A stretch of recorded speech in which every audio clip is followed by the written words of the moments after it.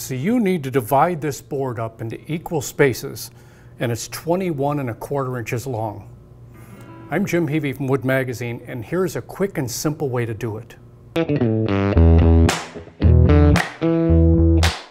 Now to do this, I just started with a piece of scrap. And I made 1-inch marks all along the length of this board, and then used a square to extend them the full length of that board. Now I'm taking my 21¼ inch piece, and as long as I lay it on any one of these lines at one corner and touch the line on the opposite corner, like I have here, I can just take a pencil and mark each one of these divisions.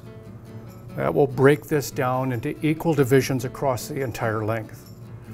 Now if you want to use a much wider piece of scrap, I can then twist this to a point where I can divide that full length into 8 sections, 5 sections, 12 sections, or whatever.